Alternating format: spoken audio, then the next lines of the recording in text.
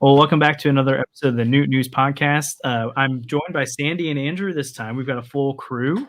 Excited to talk Cardinal baseball. Not necessarily super excited about today's moves and Nola signing with the Phillies, but we have a lot to talk about with Nola, the non-tenders last week, and a lot of movement on that end. Craig Counsell to the Brewers. And I think most importantly, out of all, we're going to talk about our ideal offseason plan. So each of us have come with an offseason plan of what the Cardinals can do with the money they have allotted, and potential trades as well. So we'll get into that. We'll tell you a little about the rules we worked with on that. And first, let's jump on the news of the day. Aaron Nola signs with the Philadelphia Phillies. I'm blanking the terms again. I think it was 7 years, $172 million. Came out to about $24 million a year. So initially, that report comes out. I'm like, crap. But my first reaction, I don't know about you guys, is the AAV there, the annual value, and even the total length of the money on the deal was a lot lower than people were saying recently. So that's an encouraging sign that his contract is lower. But then you have this kind of bombshell from Derek Gould that the Cardinals ever made an offer on Nola. So you've got that. I don't know. There's a lot of feelings I have about it. Sandy, Andrew, what are you guys thinking about the Nola signing? Yeah, I mean, it was pretty clear that Aaron Nola wanted to go back to Philly, and he probably was never going to end up in St. Louis because he signed so early, and he signed for a lot less than supposedly what was offered to him. So that's something to consider. I'm not particularly worried about it because Nola wasn't a guy that I was particularly interested in signing to begin with, but it does take one guy off the table, I guess, which could impact the market negatively for the Cardinals. But it also could help the Cardinals because he didn't sign for all that much, and it could help them sign a couple of pitchers for a little bit cheaper as well. So not really sure what to make of it. I guess we'll have to wait and see what happens. I think Sonny Gray is probably going to sign soon and hopefully with the Cardinals, but we'll get into that later, I guess. Yeah, you'll hear plenty of Sonny Gray talk from me later in the episode. But like you said, there's two ways to look at it. One is, hey, Nola set the market and it's a lot lower than we thought. Because I remember hearing numbers about Nola that were 250 in excess of that. And I was like, wow, that's wild. So to see him get on a deal for, I think we said 172, that's good. It's sub 25 AAV. And I think a lot of people would have ranked Nola ahead of Jordan Montgomery. So maybe his market is a little bit lower. But also signing so early, maybe it's not setting the market. Maybe he's separate from everybody else. And this could be best viewed as an extension, honestly. Yeah. That might be a really good way to look at it. Obviously, Phillies fans have something to be thankful for this Thursday. Hopefully Mr. Mozeliak will give us something to be thankful for as well. Yeah, I mean, because you started to see numbers like 210, 220, 230 over 7 years. So you're talking like a $30 million a year over 7 years. He got 24 for 7. Like, I would have, if you're getting him out into the sevens, I thought maybe like 7-year range, I thought the lowest is probably like 25, but you're probably milking more 27, 28 million. So my hope, like you said, Sandy and Andrew, like that this is a market setter outside of Yamamoto. Obviously, he's getting a lot more than this, but hopefully this sets the market for a Blake Snell, a Sonny Gray, Eduardo Rodriguez. Like, obviously, those guys are getting, outside of Blake Snell, all those guys are going to get less than Nola, but hopefully this tempers their market a little bit. But at the same time, with Nola signing this early, it's clear, like, there's people going on Twitter right now saying the Cardinals weren't aggressive enough. See, they're not going to go after someone.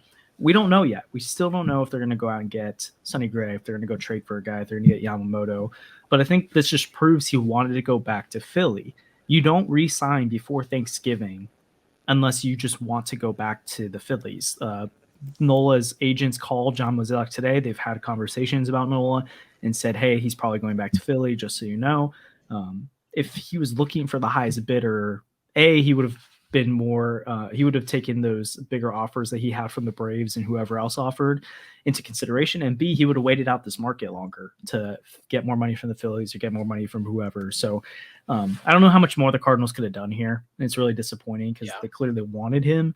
But my guess is if they didn't make an offer and they really wanted him, then they probably picked up on it really early that he was just going to go back to Philly. And so they didn't waste their time on it, which I'm fine with if they pull off moves in other ways. So we'll see. Anything else you guys want to talk about Nola there? I think it's just sad. I didn't really want him either, but at the same time, it's like, it sucks that the first guy off the board was re-signing the Phillies, but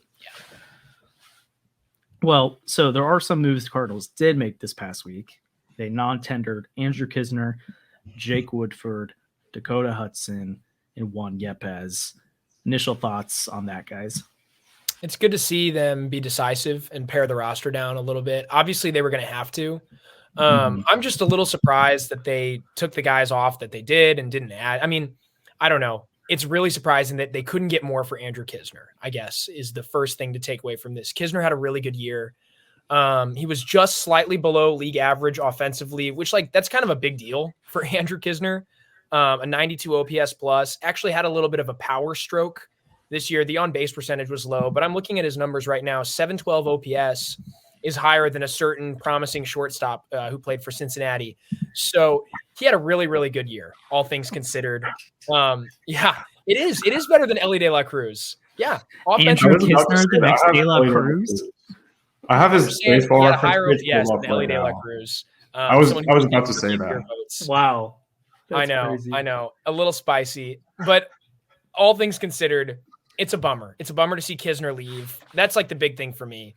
Not really super attached to Hudson, Woodford, and I would have liked to see Juan Yepez more, but not seeing him all year shows you how the Cardinals value him, unfortunately. Yeah. Even in a lost season. But Knizner just honestly at times felt like the heart and soul of this team in 2023. And it was a tough year to struggle through. He was a huge bright spot. So seeing him leave, just really sad. Yeah.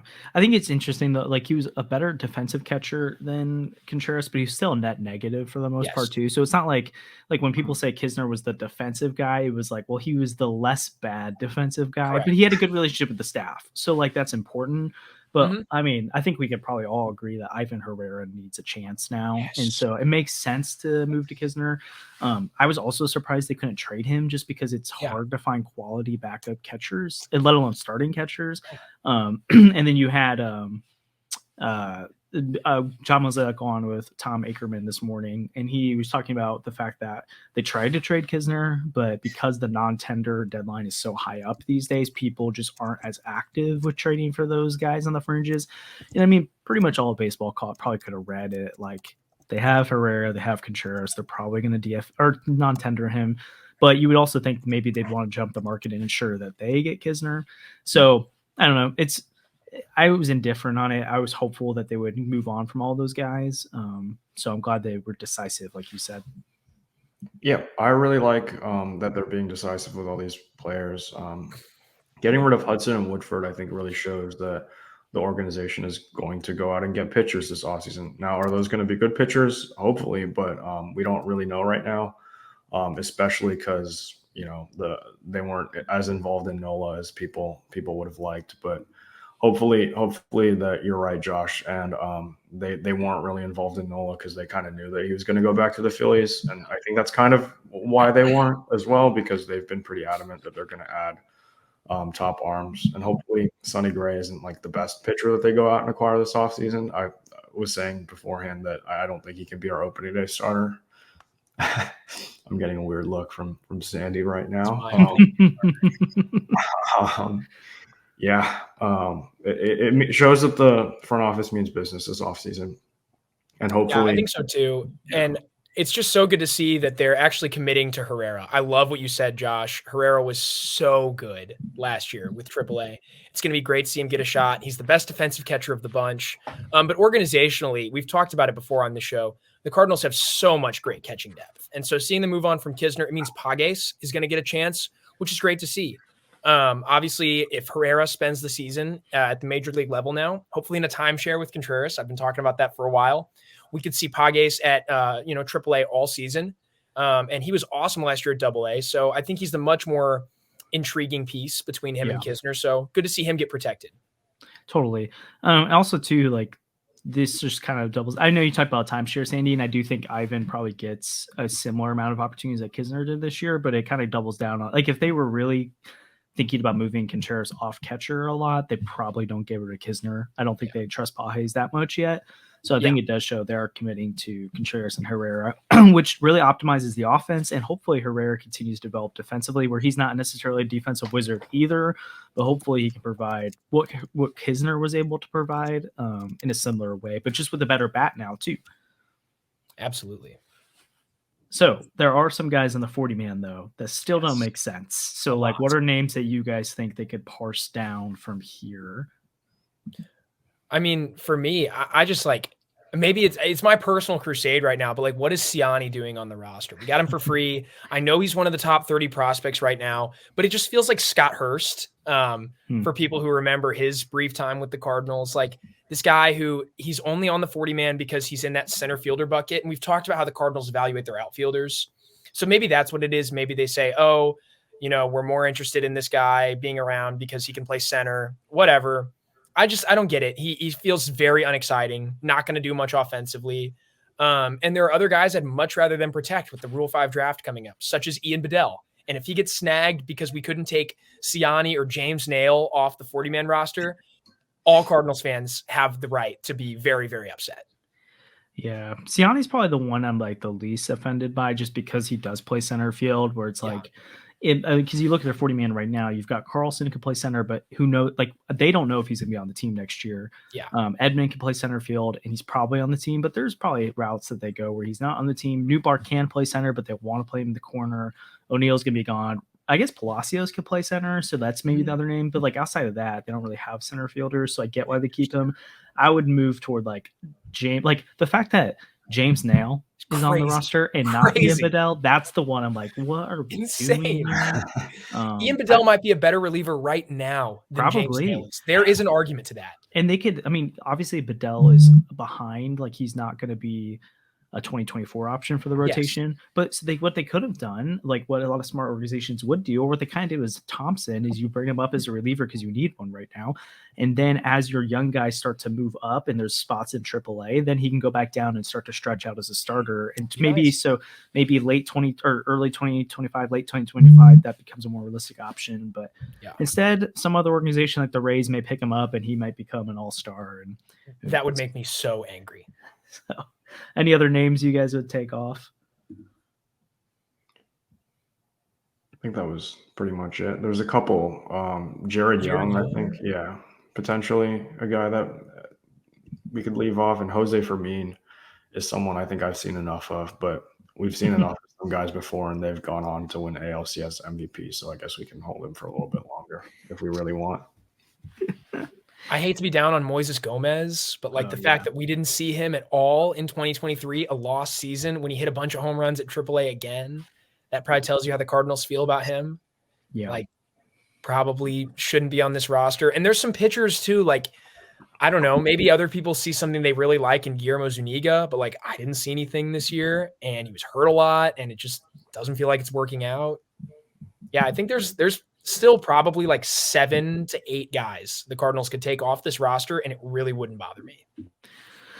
True. Which I feel like if they had protected Bedell and taken one of those guys off and then left these other guys on, I wouldn't care for right now. Cause it's like, until you have to use the spot, like no one's forcing you to DF. But anyways, it'll be annoying if they lose some of those like quality prospects that are clearly have more of a long-term future than one of these guys. But, and like I don't think they had to protect Pages yet. So, like, I get they're going to move on from Knizner, but they could have waited to move out into the 40-man until later this offseason after they made their move. So, anyways, it's weird. But it's the Cardinals for you. They make me want to pull my hair out a lot of the time, but here we go. So. Yeah. Last thing in this conversation, I mean, you alluded to it, but with the Cardinals, there are a lot of things that the front office does really well, and they don't deserve criticism for it. 40-man roster manipulation is something the Cardinals, again and again, show us they don't know how to do. So yeah, if you want to criticize the Cardinals, this is one area where it's actually legitimate, like realistic founded criticism. You can be upset with the way they manage the 40-man roster. 100% agree. Well, here's what we're going to do for the rest of the episode because I'm frustrated talking about what they are doing and I would rather talk about what they should do. Yeah. And so the three of us decided we're going to put together off-season plans, what we think if we were in Mo's chair, what would be the best possible off-season. Now, we did give ourselves some rules here. So we're not going to go and spend $100 million on payroll because that's not realistic. So what we did was we started with, I believe we said 62 million was the number we could work off of, which factors in the non-tenders and the current projected budget that the Cardinals have left over. Now, obviously the Cardinals can exceed that, and they should exceed that. They're setting these parameters on themselves, but we're going to work under what we think they're working under. And then the goal was to make signings and trades that could fit within that budget. And also you're giving up the proper value to make it happen. So no Tyler O'Neill and James Nail for Dylan Cease trades in here. But I'm interested to see kind of where we go. Does anyone want to share theirs first? Who wants to be Mo first for the offseason? I'll go last because I have some crazy. I mean, Josh, you go first. I'll go second. Okay. Well, you can call me Mr. Mosaic for a little bit of this as well. Sorry, Mr. Yeah, thank you. I already get accused of holding his water all the time, so I might as well just be him at this point. So if I was Mr. Mosaic, I'm stopping. We have the meats. Okay. First move of the offseason. Obviously, Aaron Nola's off the board. He wasn't even on my – well, he's an option for me, but he was not the one I want to go after. My first move of the offseason is you sign Sonny Gray. You do this I put him at 3 years, $69 million. Probably should have done a little bit higher because I think he'll probably go a little bit. That's $23 million a year AAV, which is slightly below Aaron Nola just got over 3 years. I think with the Braves bidding, especially there's some talk of it today that they're going to be more aggressive with him now. I think that number might get to 24, 25 million, but we'll see. But I think that's a realistic number and it easily fits within the budget. I fit within the budget well for this one. You sign Sonny Gray, you make that move. You do it before Thanksgiving, hopefully. So maybe this week, but if not, you pull it off at some point. So you've got a starter. That's the first move you make. You link one in. Then I turn my attention to the trade market. So I really didn't want to do this. I promise you I wanted to find another way, but I've traded for Dylan Cease. I've given up Brendan Donovan, Tink Hence, Michael McGreevy, and Jonathan Mejia. It hurts. That is one of my takeaways. Brendan Donovan is not who I want to give up. I don't want to give up Nolan Gorman. I don't want to give up Lars Nootbaar. I don't want to give up Jordan Walker. Don't want to give up Mason Wynn. Don't want to give up Thomas Gates to JC. I don't want to give up Victor Scott, but at some point you got to make a move. Clearly the Cardinals are not going to pay the money. It's needed to get enough starters. And so I think you get Dylan Cease at almost $9 million a year for 2024. Probably makes around $11-12 million next year. You give up a pitching prospect, which I'm not a really good one in Tink Hence, where I'm not really that nervous about it because you're getting Dylan Cease in return. And at the same time, Tink Hence, like he could be an ace or he could be a bullpen arm. We don't know. And so at this point, I'm not going to like hold on to that with tight grips, especially when you have a Roby, especially when you have Graceffo, Jerpy, other guys at the cost of not getting Dylan Cease. So Cardinals now have Dylan Cease, they have Sonny Gray, and then I pulled off another trade. I'm calling up the Rays, and I'm saying, Tyler Glasnow, you're coming to St. Louis. I traded Dylan Carlson and Gordon Graceffo. So by other prospect, even though I just said he was still here, you bring in. I'm gonna say they take all $25 million, but I think with that much value, there's a chance that Rays eat a little bit of that money. And so now you enter 2024 with a rotation of Dylan Cease, Tyler Glasnow, and Sonny Gray. Now, something I want to know is that Derek Gold was talking about John Mosaic's comments about 2.5 starters this week. And he was saying that when Mo made that statement, this part's been cut out a lot of the quotes, is that he references Derek Gold. He says, based on like kind of the scenario that Derek just brought forward. And then he's like, we could do 2.5 starters. The scenario that Derek shared is that if you get 2 stabilizers at the top of the rotation, could you go after an arm that might not get you enough innings? So a guy that you might have to bank on only giving you 120 innings like Tyler Glasnow, or a bounce back candidate like a Frankie Montas, Tyler Malley, those type of guys. That's when Mo said, yes, that's something we're looking at. So we could pursue the 2.5 starter model. So in this scenario, they get Tyler Glasnow as their half starter, knowing that they have Sonny Gray and Dylan Cease who can give them the innings if they need it. But now they are prepared to go win a World Series if Tyler Glasnow is healthy, because now you have a 1-2-3 punch of Glasnow, Gray, and Cease in October, which I don't really know how, like, there's not a lot of rotations that can actually stack up to that. So it's pretty incredible. At that point, you've spent about $56.8 million. So you're still under budget. But you trade Dylan Carlson away, which frees up a little bit of money as well. And then I signed Yuki Matsui to 2-year, about $16 million a year. That's about the projections I've seen on him. And then trade Tyler O'Neill to free up some money for James Karinchak of the Guardians. So you walk away, you've upgraded your bullpen with Matsui and Karinchak, you've upgraded your rotation with 3 legitimate top arms, and you've not overspent that about $65 million budget they have. You do lose Brendan Donovan, which makes me want to cry because I love Brendan Donovan. But the reason I ended up saying I will part with Brendan Donovan over Nolan Gorman or other guys is that you do have Thomas Ajayci coming. Yeah. And I think he can fill a very similar type of role, even though that's a big ask to be Brendan Donovan. That's how much I value him. But I do think JC can be like that. And then you also have Victor Scott coming in, and I think he brings a dynamic to this team that I don't want to give up.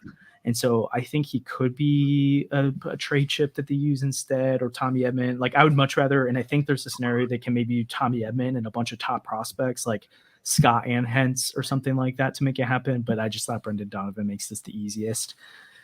So, yeah, that's my offseason. Your biggest casualty is Brendan Donovan. But if you tell me I lose Brendan Donovan, but I get Sonny Gray, Dylan Cease, Tyler Glasnow, Matsui, and Karinchak in the process, I'm probably okay with that. How we feeling, boys? Mr. Mozeliak, I hate to see Brendan Donovan go, but I'd be pretty happy if that was the case here. Thank you, Kirsch. I appreciate that. Anytime. Yeah.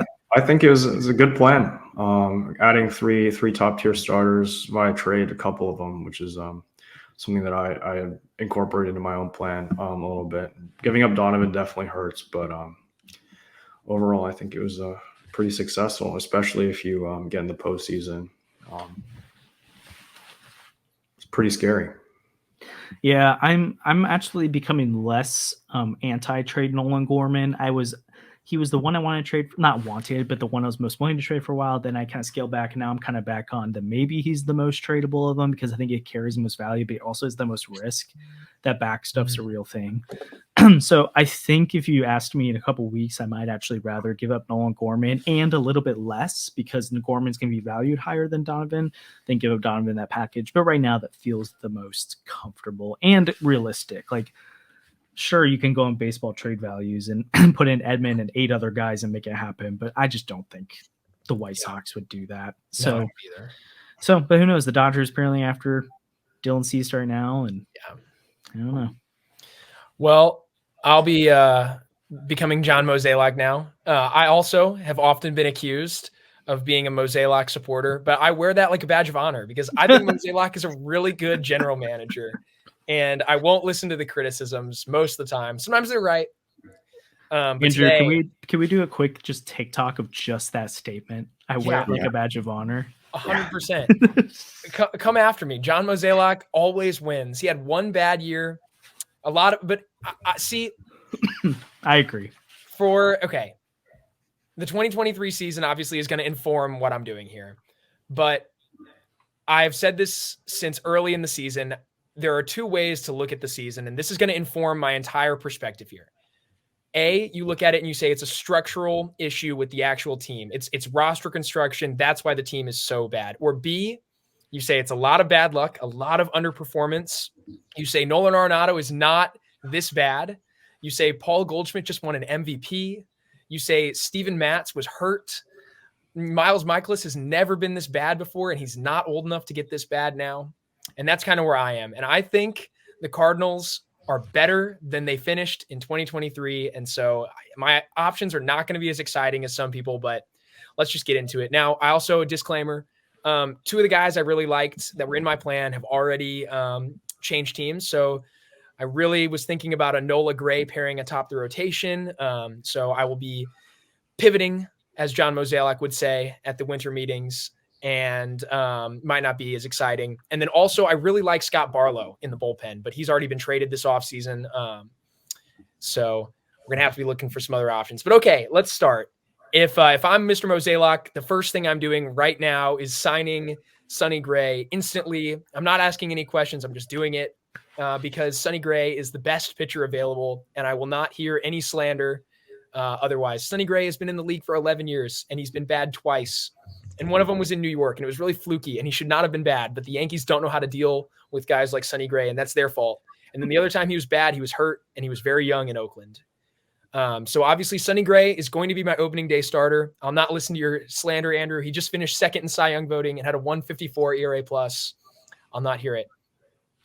After that, I'm pulling off a trade. So let's get very excited for that. I'm sending Tommy Edman and some other prospects. Nothing crazy because I don't think it's going to take much to acquire Glasnow from the Rays. I do not think it'd be that much more than Tommy Edman. I don't actually think you have to give up someone like Gordon Graceffo. Although if I had to give up Graceffo, that's okay. I don't think he's as exciting as he was a couple of years ago.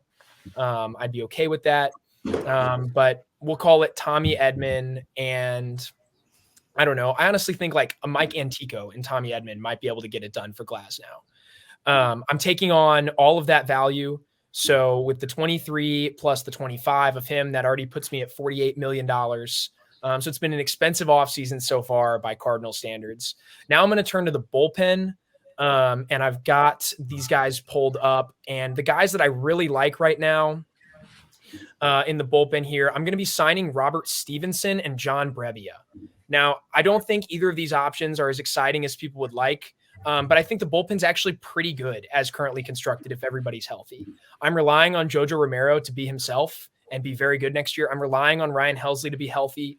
I don't think either of these guys is going to cost much either. I think both these guys, John Brebbia is probably like $3.5 million AAV. And I would be shocked if Stevenson was more. He doesn't have the greatest track record, but it looks like he figured out something with the Rays down the stretch. He actually led all qualified pitchers in swinging strike percentage last year. I think that's a number the Cardinals should be really excited for, especially if they're looking at getting more strikeouts. So I'm going to say my bullpen additions total $8 million.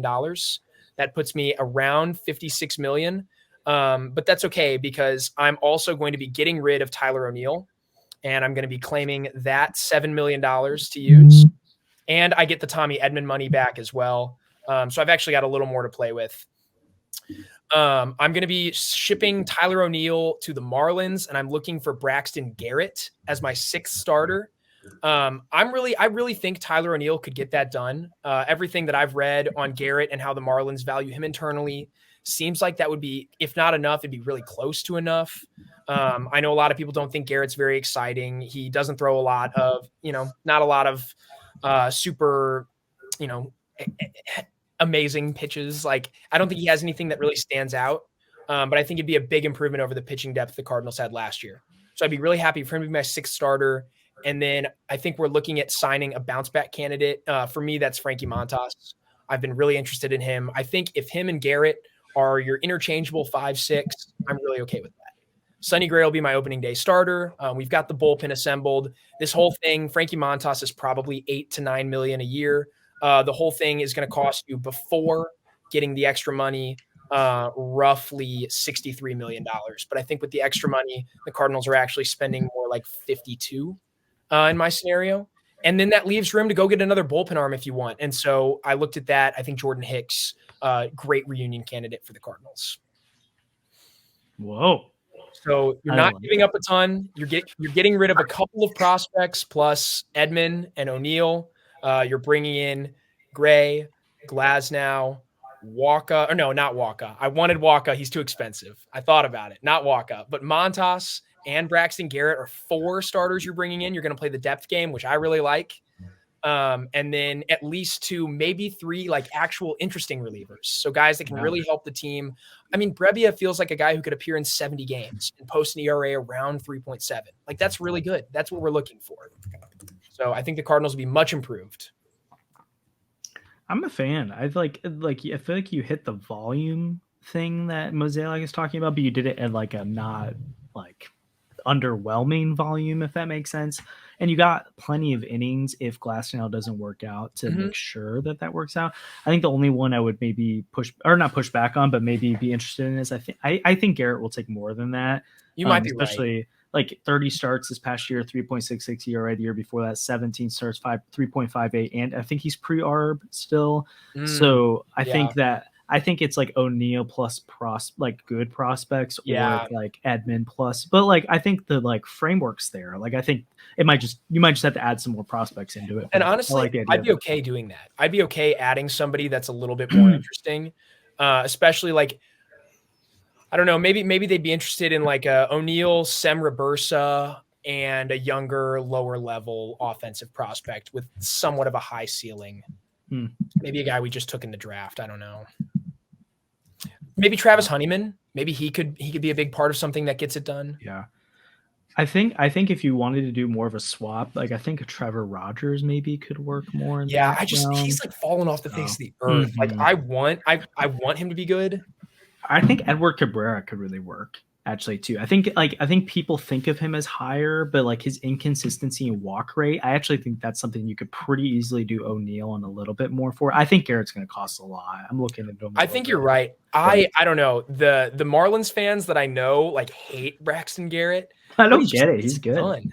Yeah. Yeah. I don't know. They talk about him as like very unexciting. They'd compare him to like an early Cardinals Lance Lynn type. Someone who's not exciting but gets the job done. Yeah. I mean, he's just below 9 strikeouts per 9. 1.15 whip though. I like that. That's he's not allowing hits or walks. So he's better than I thought he was. But like if you can't get Braxton Garrett with the money you save, you cut O'Neal, I think you could get Walker. Yeah, I think that's true.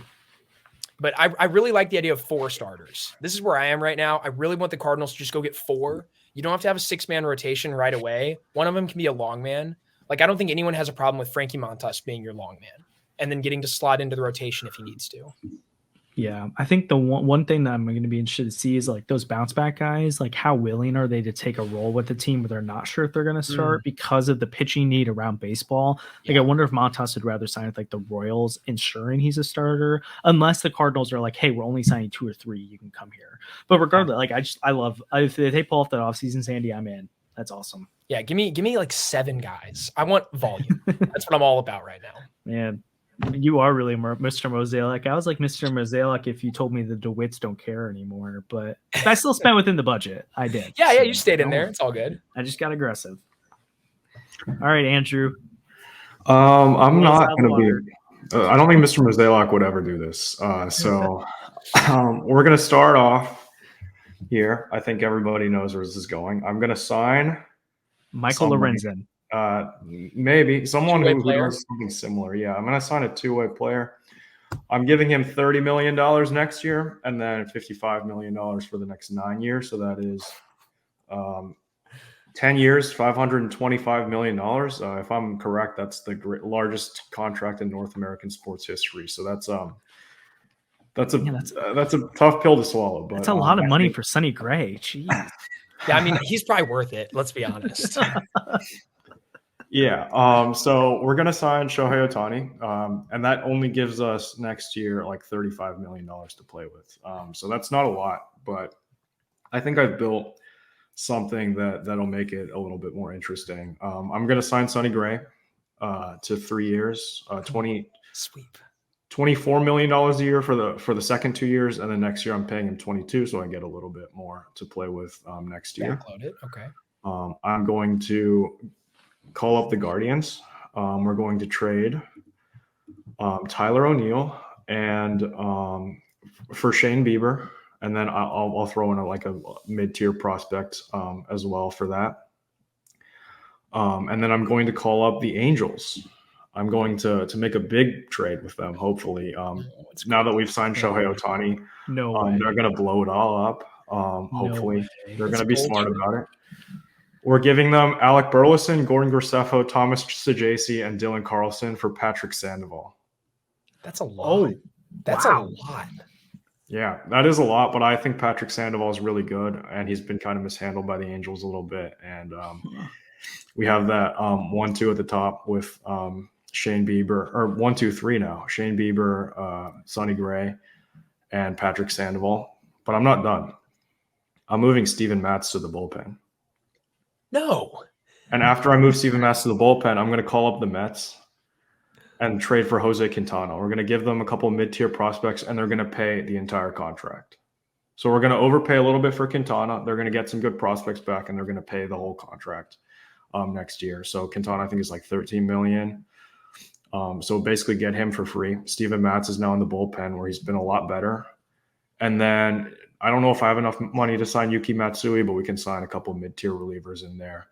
And now our rotation is going to be Sonny Gray, Shane Bieber, Patrick Sandoval, Miles Michaelis, and Jose Quintana as our 5 starter. And our lineup is going to have Shohei Ohtani, Paul Goldschmidt, Nolan Arenado, Nolan Gorman, Wilson Contreras. So the rotation isn't as good as the ones that you guys have built, but our lineup is now like comparable with the Braves. So I feel pretty good with that. Wow. And I didn't spend out of that. So once Shane Bieber becomes an unrestricted free agent, we let him go. Shohei Ohtani is now our ace in 2025 and beyond. Yeah, and you have the Goldschmidt money coming off too, so you could got very creative. I mean, I had to make it work somehow, and I think I managed to do that. I didn't even part with Nolan Gorman. That was a piece that I was considering shipping off somewhere to go grab a pitcher, but I managed to keep Nolan Gorman. Do you think it would take a little bit more maybe to move Shane Bieber? Yeah, I think maybe a Dylan Carlson, Tyler O'Neill, and can be kind of swapped interchangeable. I think I gave up a lot for Sandoval, maybe not so much for Bieber. I mean, I think if you give up that much for Sandoval, they have to include a second starter in that deal. Like you could probably bring back Canning too, and he could be a bullpen too. Yeah, I bet you could probably for the sake of this argument, move some of that stuff over to or something from that over to the Bieber trade. Yeah. But I honestly think Tyler O'Neill's almost I think just because the pitching market's so dire, the Guardians get a little bit more, but I don't really think they get a lot more for Shane Bieber. But I don't know, maybe the name value carry stuff from the what Angels. Carlos Estevez is a really good name that I like from over there, but he's also a little expensive, so maybe you give them a couple more prospects that eat a little bit of the money on his contract. And I mean, the Mets thing is actually pretty realistic because we've seen them just buy prospects before. Mm-hmm. That's kind of a thing that Cohen has established that he's interested in doing. So, yeah, it'll be interesting to see how aggressive they are because I mean, obviously they're in on Yamamoto, but they've also talked about being a 2025, 2026 team instead of a 2024 team. So Yamamoto still fits that. Mm-hmm. But are they willing to eat a contract this year and build the farm system some more? I could see it. So. Mm-hmm. That's interesting, Andrew. Also, I like that you did a very Cardinal thing. I don't like it. I didn't want to do it for mine because I just feel like it's hard to predict. But front loading or back loading contracts. So Contreras this last year made $10 million and now he makes 18 the rest of the time. And they've done that with another guy recently too. And then this year when they did the extension with Michaelis because they had extra money to play with on this year's salary, they gave him more this year so they could bring him down to 16 million. I think it is for 2024, 2025. So. I could see them doing that with some moves. Probably not going to happen, though, with that first move. I don't know if Ohtani's going to do that, but everyone else. It's a lot of money. It is a lot of money. It's true. But I feel like I'd have a hard time thinking the Dodgers wouldn't be we'll just give you the extra 20 there. But who knows? I don't know. Ohtani's just so unique. I have no idea what his deal's actually going to look like. We can throw around numbers and it wouldn't shock me if he got 450 and it wouldn't shock me if he got 700. I don't think he cares about the money at all, which is why I'm hoping he doesn't go north side. That would be really bad. Cubs. Please don't go to the Cubs. Oh boy. Well, this is kind of a fun extension of this discussion. I've seen some people playing GM, Cubs fans playing GM on Twitter. And some of the stuff that I've seen them mock up is we get Shohei Ohtani, we get Pete Alonso, we get Juan Soto, and we re-sign Cody Bellinger. And it's man, I don't think all that could happen. I hope it couldn't. But if it did, that'd be really scary. Yikes. Yeah, I think there's a pretty good chance we're coming into the spring and the Cubs are the favorite to win the division. And it's not looking great right now. But I think if they pulled off any of our 3 plans, I like our chances. So let us know on Twitter. Let us know in the YouTube comments what you'd liked. I think we'll try to do a poll. So maybe we'll post a graphic reminding you guys of what our moves were and select one of the off seasons. I would like all 3 of them. I think I can't complain about Ohtani. I can't complain about the volume from Sandy. I certainly can't complain about my master plan from being John Mozeliak. So it's a good time. Yeah, noticeably, none of our plans included axing Ali Marmol, which I'm sure some of you guys want, but that's something the Cubs did this offseason as well. So for those of you that aren't familiar with this, the Cubs basically surprise axed David Ross and added Craig Counsell from the Brewers, which is like kind of crazy. So Counsell, I mean, I've heard it described as like a Hunger Games type of management situation. Some people are pretty shocked at what he did, jumping ship, displacing David Ross, and then joining the Cubs from the Brewers. So what do you guys think of this? I mean, it's just like, it kind of stinks. Yeah, I was hearing all the rumors that Counsell was leaving, and I was so happy. And then he went to the Cubs. I was like, oh, never mind. But I don't think managers honestly matter that much in today's game. So, I mean, the Cubs won and paid Craig Counsell more than we're paying like Tyler O'Neill. So that's kind of crazy. So I don't know. Hopefully it doesn't make as big of an impact as people think it will. I don't think it's going to matter as much, but people seem to think it's a huge deal.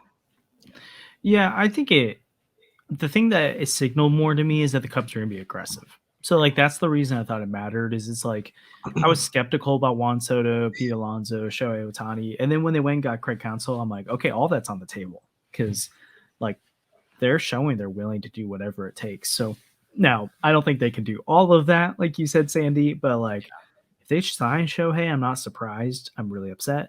If they trade for Juan Soto or Pete Alonso, like I don't think they could do both, but they did one of them. I'm not surprised. And I do think Counsell's like, I think there's very few managers that have a strong, like a real significant impact on their team. I think he's one of them that can do that. So I think it's a big move. It just reminds me a lot of when they went and got Joe Madden and then they started spending. So I hope it's not like that again, but we'll see. Yeah. Also, the Aaron Nola deal is now official. So there we go. That stinks. It just thins out the pitching market just a little bit more. Just taking one more guy out. Still, everybody needs pitching. Yeah. I mean, if Shohei Ohtani signs for the Cubs, I think Lars Nootbaar should unfriend him and play for the Netherlands in 2026. That'd be absurd. Hey, at the very least, Yamamoto, come on. Yeah. If you missed last week's episode of Jeff Jones, seriously, go catch that because he dropped some real interesting information about the Yamamoto side of things, the Cardinals' interest in him, a lot of links that make it possible. And then Derek Gold this past week in his podcast was talking about like there's a lot of within the industry. Like nationally, you're not hearing reporters talk about it because it's not flashy to talk about Yamamoto to St. Louis, but like to New York or LA makes sense. But like real executives think the Cardinals have a shot at this because of what they've done over the last few years in Japan. And so, and the Joel Wolf side of it, or Jared Wolf, I think it's Joel Wolf, and Lars New, like there's just so many random things playing in their favor that if they get competitive with the offer, it could be real. Now, notably, none of our scenarios included Yamamoto, but no. I think the reason for that is if the Cardinals sign Yamamoto, they're probably exceeding that budget. And so if they suddenly decide to play by different rules than we're playing by, Yamamoto comes into play. So just because we didn't include him, it doesn't mean it's not happening or not possible. Yeah. What if though, like maybe we should, as a collective, talk real quick about what it makes sense with Yamamoto? Because if you go Yamamoto, I'd say we probably got to bank in like $35 million a year because posting fee, like they have to pay that up front. I don't know what to do with that. So I'll go a little higher in the AAV to supplement that. That gives you about like 30 million left over then based on the non-tenders. Like I think you could, like if they got Yamamoto, I don't think I'm as concerned about who the number 2 is anymore. Like I think I'm okay with them doing like if they did Yamamoto, they went Waka, they went Lugo, they traded for a guy like they could still trade for Cease. Like I think that's very realistic, but like I think it rules out Sonny Gray. I think it rules out Montgomery or those guys. I think you could do Yamamoto and Sonny Gray. Yeah. So Yamamoto, let's say 35, that drops you to 30. Sonny Gray, let's put him at 23. Say you get a little bit lucky. And that could also be ruling out the signing, the posting fee. So you're at $7 million to play around with, but remember O'Neill and Edman together are worth almost $15 million. If you could offload the two of them in some kind of deal, you could free up enough space to sign. Well, because you take the 7 you have now and let's put that into the bullpen. All 7 of that goes into the bullpen. So that's 2 quality relievers. And then you either trade for somebody where you're not taking on excess value, or you move both O'Neill and Edman in some sort of salary dump, take that, 13 to 15 million and sign a bounce back guy.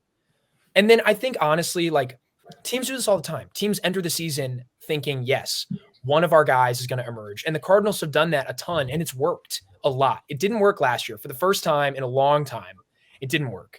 And so we're not even considering it a possibility for the Cardinals to enter the season with less than 5 established starters. But teams do it all the time.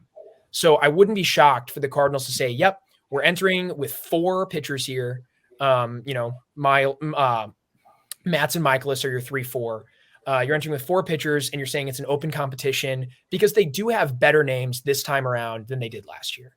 Yeah. They do have guys where it's like, yeah, McGreevy really could emerge as a 5th starter. I wouldn't be shocked at all if we're sitting in May and McGreevy has a 4.2 ERA and 8 starts. Like, that wouldn't be crazy. It also wouldn't be crazy to see Graceffo emerge, or Robersa, or Kloffenstein, or any of these guys that had really strong Thompson, Livator. Absolutely. Yeah. And Libby, like, people forget how young he is and how good his tools are. So yeah, you could see the Cardinals do something like that. Internal options still exist. Totally. Yeah, I think it's almost like every major problem they had this year, we expect there's no way it can be any different. Like you brought up Nolan Arenado. Like he was great in the first half, but was awful in the second half. Paul Goldschmidt had that stretch that was really weird. Michaelis ate a ton of innings, but had his worst year. I don't think he's going to be that bad again. If Steven Matz is healthy, he figured things out. Like that's still a lot. You don't want to go in with just a bunch of what ifs, but if you bring multiple solutions in and then also figure some of these like worst case scenarios don't turn out to be worst case scenario again, I don't think it's hard to see how they improve even if they don't make a bunch of big moves. I think the part that like will frustrate me this offseason, and I'm sure you guys would agree, is if they don't make aggressive moves this offseason and they make the like they do just Sonny Gray, which I love, but like that's the biggest move by far they make. And then they get like Lugo and Waka. I just think it proves they didn't learn from their lessons and they didn't learn that they need to go in the top of the market anymore. And so I think that's my concern, is that like, I think they can get back to being a 90 win team it doesn't really take that much brain power to figure out how that works. But for them to be a true contender in the National League, that's where they have to go these routes. And I think that's what we care about. Absolutely. But I think if the Cardinals only get 2 starters, I'm going to be annoyed, but I'm not going to be throwing the towel in on the team in April. Yeah. I mean, unless it's Lugo Waka, like that's when you're like, okay. Yeah, if the Cardinals do that, we should riot. Or if they sign like Yamamoto and trade for Corbin Burns, like that'd be a pretty good offseason. Oh, man, what would you give up for Corbin Burns? Oh man, for 1 year, like it's really hard. Is it 1 year or 2? It's 1. It's 1 year. Oh, by the way, for the Brewers, can we just say, how about those 3 aces? you go from having Corbin Burns, Brandon Woodruff, and Freddie Peralta with like 3 years of team control each. Do absolutely nothing.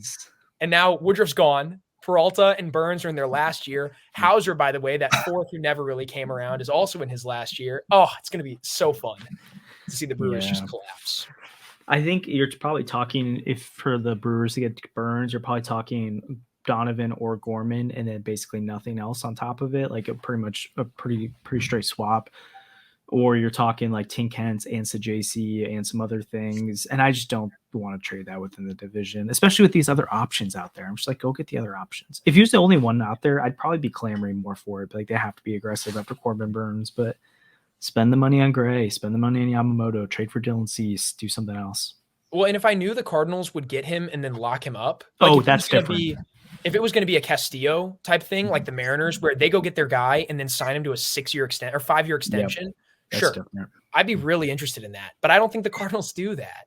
I think if they get Burns, like there is a real, now I'm not saying they wouldn't because it's the right move, but there's a real possibility that the Cardinals would trade for him and then like let him hit free agency, which, yeah, I'm sorry. I'm not interested in watching Donovan punish us for the next 4 seasons because, just not happening. Especially as a Brewer. Oh my gosh. Like Colton Warren all over again. Anyways, Yeah. well, next week, I think we can say at this point, we should have led with this. Next week, we'll have Trevor Rosenthal on the podcast. So really excited about that. If you remember, Trevor Rosenthal is a big part of the Cardinals bullpen for a long time. Obviously on the 2013 World Series team, but some other stuff as well. So we'll talk about his career, pitching development, all that kind of stuff. So excited about next week. But between now and then, there's some action that's going to happen. We're about 2 weeks away from the GM meet or the winter meetings. So obviously Nola signed. The hot stove is starting. Oh yeah. Here we go. It's off-season time. It's gonna be a really fun offseason. Obviously, all you listeners, please be paying attention. Coming forward, we've got really exciting stuff, like we just said, Rosenthal, and then hopefully we'll have some more awesome guests throughout the rest of the offseason. But we'll be bringing you, everything as it happens. We'll be talking about it on here. Hopefully the Cardinals give us something to be thankful for between now and Thanksgiving. Time is running out. There's only a couple days left. But hey, Magic Mo could work some serious witchcraft here. And we might have a Thanksgiving Ohtani party. Who knows? You never know. Maybe. And that's the other thing. It's like the card. I mean, I hate pulling this card because it's like it doesn't mean it's going to happen. But the Cardinals move in silence. They don't broadcast what they're going to do. They're the team. I know everyone brings it up, but they are the team that says Matt Carpenter is my third baseman. The next day, trade for Nolan Arenado, and they've been working on that for years. And they've been working out the whole offseason with his agent, who also happens to be Yamamoto's agent. So like, I'm not going to give up on them because they didn't get Aaron Nola. So doesn't mean they're going to do it. And if they don't do it, and February comes around, and we're looking at Seth Lugo starting opening day, we'll be there to criticize them. So yeah, if the Cardinals, like we talked about it a bit earlier in the episode, but when the Cardinals are actually wrong, like we are not afraid to criticize them. Like you'll hear me shouting from the rooftops if they don't sign the guys that they need to sign. But yeah, thanks everybody for another, watch another great episode. We're so excited to be back next week with Trevor Rosenthal. Come out and watch that one as well. And please, if you have any questions you want us to ask him, like comment below. You can reach us on Twitter, Instagram, like we're on all the socials. So just let us know if you have any comments, concerns. We love to answer viewer comments.